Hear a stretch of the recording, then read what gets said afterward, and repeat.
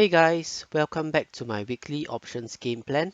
If you're new to my channel, I post my option trading game plan every Sunday where I share with you the trading opportunities for the upcoming week. So as usual, let's start off with a quick recap of the trading opportunities I mentioned in my last video.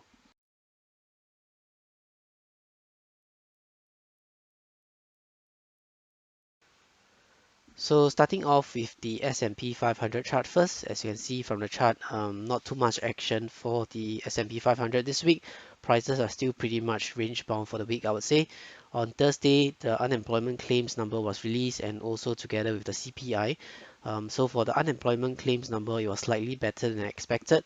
So on Thursday, when the market opened, it was actually pretty volatile. If you take a look at the 5-minute candlestick chart on Thursday, you can see that when the market opened, it actually gapped up and reached an all-time high of 424.63 before coming all the way back down and subsequently a reversal back up again. So a pretty volatile Thursday, I would say, but prices seem to be holding at this particular price level. So for the upcoming week, I do expect prices to remain largely range bound simply because there isn't any significant news that's going to move the market next week other than the FOMC meeting. So moving forward, I do expect prices to be trading around that range, at least for the next 3 days when the market open next week. But we shall see what happens next week. So moving on to a quick recap of the opportunities I talked about in my last video. One of them was actually for CVS. I actually did mention that I was looking for an opportunity to enter a diagonal spread for CVS simply because you can see that prices actually retrace back nicely to the 20-day moving average. So as of Friday's close, it's still sitting very nicely on the 20-day moving average, which is the line in pink. But as of Friday, I've not entered any position for CVS yet. Simply because through the course of this week, actually, I found quite a number of better opportunities, which I will be sharing with you guys in the later part of this video. And so I've not entered any position for CVS because there are simply better opportunities out there. So we shall see what happens next week. If prices continue to hover around the 20-day moving average, I will likely enter a diagonal spread for this. But as of now, I've not entered any position for CVS yet. So coming back to the Excel spreadsheet, if you recall in last week's video, I did mention that I entered a double calendar spread for Oracle. So this is purely an earnings gameplay.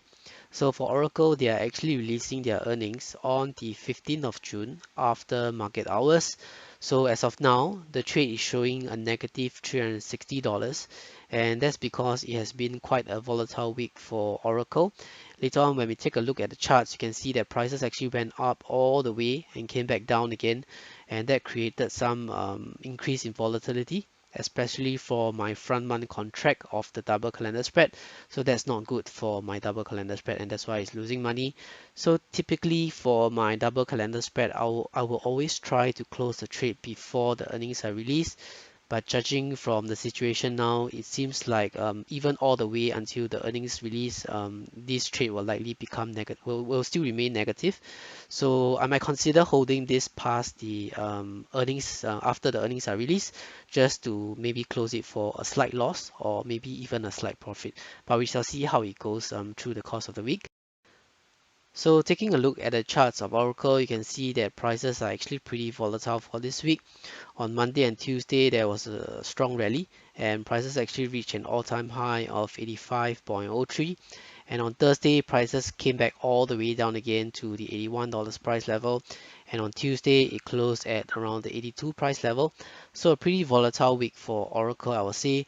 And typically for the double calendar spread, it's actually not good for the trade if prices fluctuate too much, simply because your front month volatility will actually spike, and that's not good for the trade because you're actually shorting the front month. So if volatility increases, then you will lose money on your front month contracts. So that's why for this particular trade, I'm actually losing about negative $360 for the trade. So I do not expect the trade to turn positive before the earnings, simply because looking at how things are going. So I might consider holding this trade past the earnings just to see how it goes. So coming back to the Excel spreadsheet, the next on the list would be the cash secured puts for Alibaba and Apple. As I mentioned in last week's video, I do not expect the price of Alibaba to fall below 190. Same thing for Apple. I do not expect the price of Apple to actually fall below 115 by the 18th of June. So very likely I will get to keep the entire premiums for both Alibaba and Apple. So as I mentioned earlier, you should only sell cash secured puts if you have the cash to buy the stocks outright in the event that you get assigned the shares. So at this current price level, I actually don't mind getting assigned shares for both Alibaba and Apple. So that's why I sold the cash secured puts. But moving forward, if there is a correction in the market or if prices of Alibaba and Apple were to fall significantly, the volatility will spike. And I will definitely want to sell more cash secured puts simply because I won't mind getting assigned the shares at that kind of price level. Moving on to the last in the list, that would be the diagonal spread for Pfizer. If you recall in last week's video, I did mention that I entered a diagonal spread for Pfizer on the 2nd of June. So fortunately or unfortunately, the price of Pfizer actually went up quite significantly this week, and my short call actually lost quite a bit of money. So my short call was the strike price of 39.5, and I think this week, mid of the week, prices of Pfizer actually reached a high of $40.60. So, and I didn't have much time on my short call, and I just decided to close that particular short call for a loss. So I ended up closing all my short calls. So whatever that I'm left with for Pfizer now is actually just the long call. The current PNL is showing at 372. So the reason why I didn't roll my short call was because I still feel that there's still some bullish momentum left in Pfizer, and over next week I do expect prices of Pfizer to go back up again. So that's why I'm holding back on entering a short call position for my Pfizer diagonal spread. So right now it's just left with the long call position for Pfizer. If you take a look at the charts for Pfizer, you can see that on Wednesday, prices actually rallied quite significantly. I didn't close my position, my short call position on Wednesday, and on Thursday it kept up and rallied significantly, and that was when my short call was very deep in the money.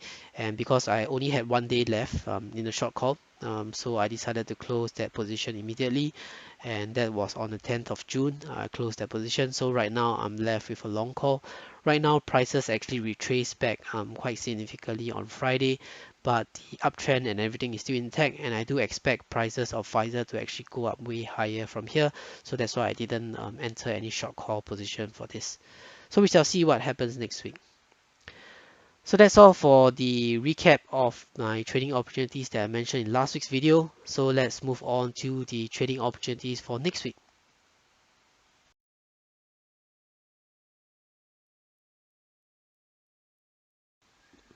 Moving on to the trading opportunities for next week. In today's video, I'll be sharing with you 6 trading opportunities that I'm looking very closely at. The first one is actually an earnings gameplay. So it's a double calendar spread, similar to the one that I mentioned in my earlier video on Oracle. So the next one coming up will be for Nike. Nike is actually releasing their earnings on the 24th of June after market hours. So if you take a look at the chart of Nike right now, seems like it's trying to hold support on the $131 price level. So I'll likely monitor this for the next couple of days. So hopefully this support level can continue to hold for Nike, and I can enter a double calendar spread for this. But if it break past this $131 level, I will likely not enter any trades for this, simply because it will be too volatile for my double calendar spread. But we shall see what happens next week. So moving on to the second trading opportunity, that will be for Johnson & Johnson, ticker symbol J&J. So if you recall in last week's video, this was also one of the opportunities that I shared. I did mention that if you look back at the prices last week and 2 weeks ago, prices were actually hovering around the blue line over here, which is the 50-day moving average. I also did mention in last week's video that I wouldn't be surprised if prices actually retrace back to the 100-day moving average, which is a line in yellow over here, simply because this was traditionally or historically a strong support level for J&J, and prices actually did retrace back to the 100-day moving average. That's on Tuesday, And on Wednesday, I was looking to actually enter a diagonal spread position for this, but prices just shot up too quickly and I didn't get a chance to enter a diagonal spread. So on Thursday, it hit the resistance again at the 20-day moving average. On Friday, it came all the way back down again. So actually quite a volatile week for J&J, I would say. This yellow line, the $163 price level, I actually did mention in my last video that actually this is quite a strong support level for J&J, simply because of the 100-day moving average here on the daily candlestick chart. And later when you take a look at the weekly candlestick chart for J&J, this 163, 164 price level is also a strong support level for J&J. So there's going to be two ways I'm going to play J&J next week depending on how it goes. The first case is if it starts to hover or get supported on this 100-day moving average for the whole of next week, I will likely enter a diagonal spread position for this. That's if the support level holds. If the support level is broken and prices of J&J actually breaks past this 100-day moving average, I will likely enter a cash secured put for this, simply because I don't mind owning shares of Johnson & Johnson at this current price level. But we shall see what happens next week.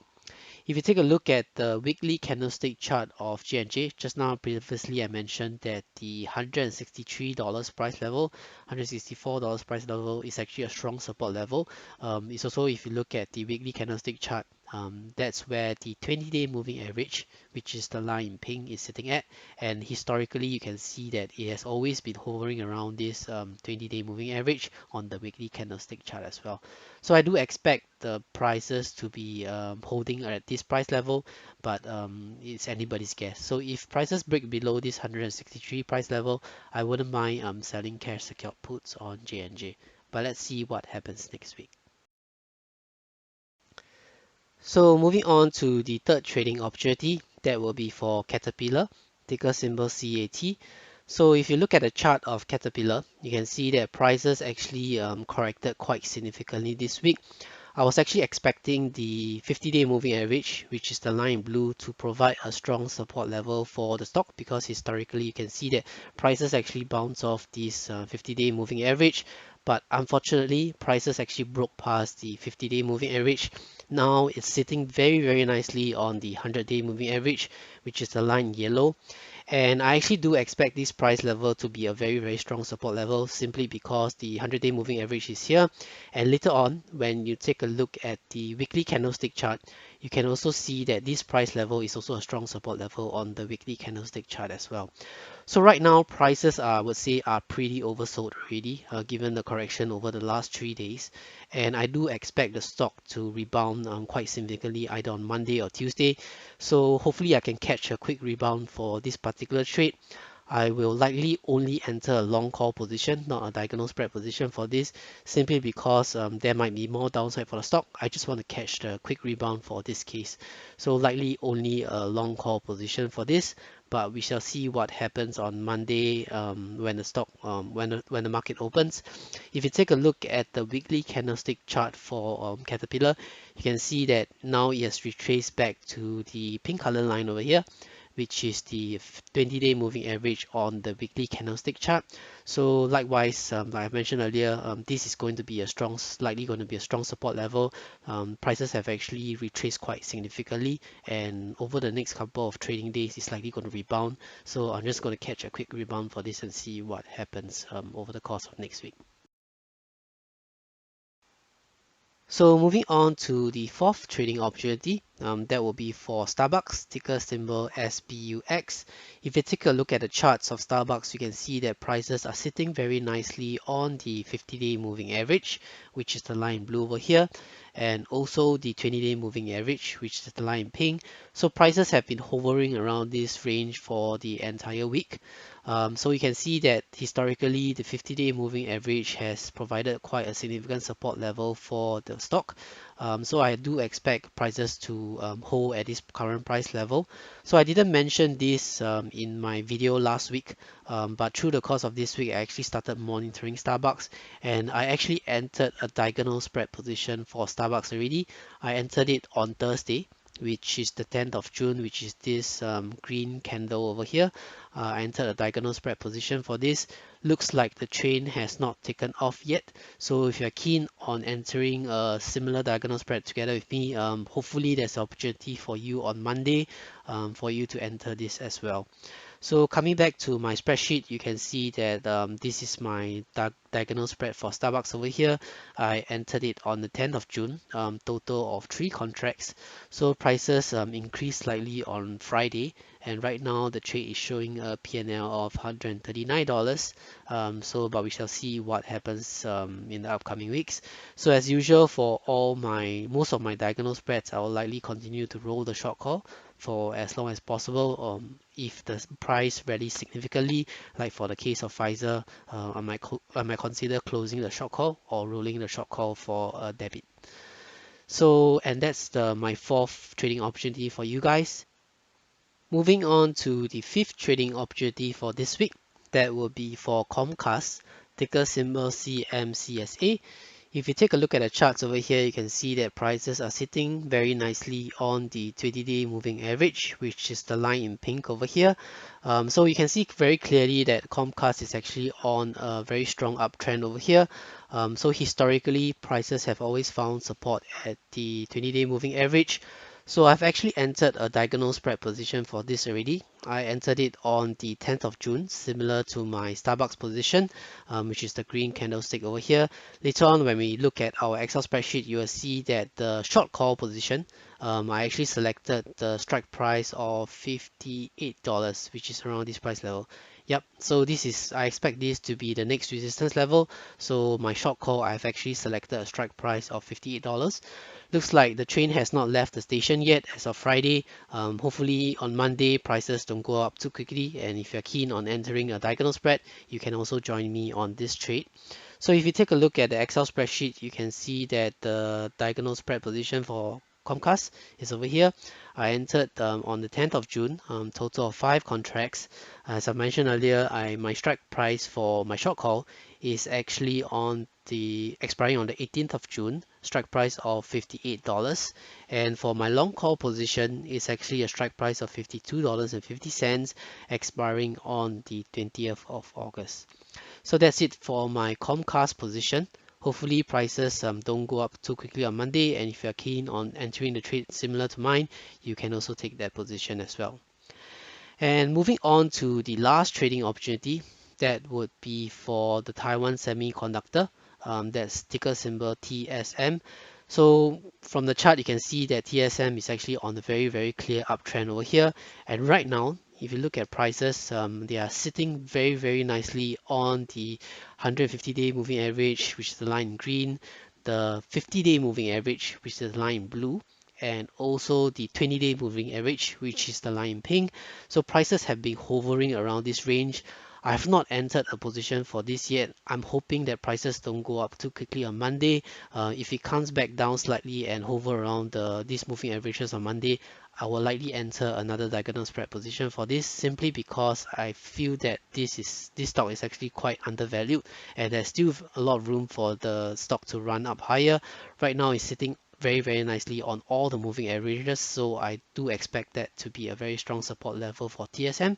So if there's an opportunity on Monday, hopefully prices don't go up too quickly, I can enter a diagonal spread position for this. So that's pretty much my trading plan for next week. I hope you have found this video useful. If you have any questions or suggestions, feel free to leave them in the comment section below, and I'll try my best to answer them. If you're new to my channel and enjoyed watching this video, be sure to subscribe, as I post videos like this every Sunday and sometimes on Thursdays as well. Happy trading, and thanks for watching.